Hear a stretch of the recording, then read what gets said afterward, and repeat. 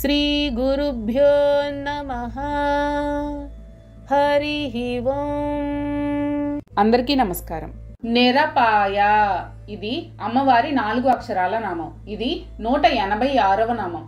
ఈ నామంతో అమ్మవారికి నమస్కారం చేసేటప్పుడు నిరపాయాయై నమః అని నమస్కరించాలి. నిరపాయ అంటే అపాయములు లేనిది అని అర్థం.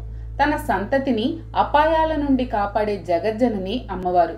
మనకు కలిగిన అపాయాలు ప్రమాదాలే తెలుస్తాయి గాని తొలగిన అపాయాలు ప్రమాదాలు మనకు తెలియవు. అమ్మవారు వెనక ఉండి తన సంతతిని రక్షించుకుంటూనే ఉంటుంది. ఆవిడకు అపాయాలు ప్రమాదాలు ఉండవు.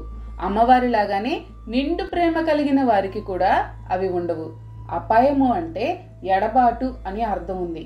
అమ్మవారికి అయ్యవారితో ఎప్పుడూ ఎడబాటు ఉండదు. వాళ్ళిద్దరూ ఎప్పుడూ కలిసే ఉంటారు.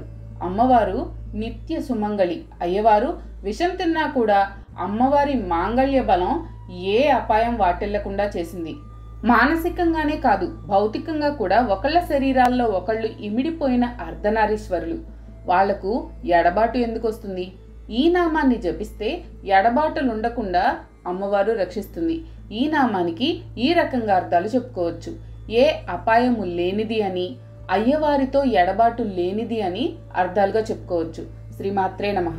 మీకు కనుక ఈ వీడియో నచ్చినట్లయితే లైక్ చేయండి. అలాగే మీ ఫ్యామిలీ అండ్ ఫ్రెండ్స్ కి షేర్ చేయండి. ఛానల్లో కొత్త నోటిఫికేషన్స్ కోసం సబ్స్క్రైబ్ చేయండి. అలాగే పక్కనే ఉన్న బెల్ ఐకాన్ ని ట్యాప్ చేయండి.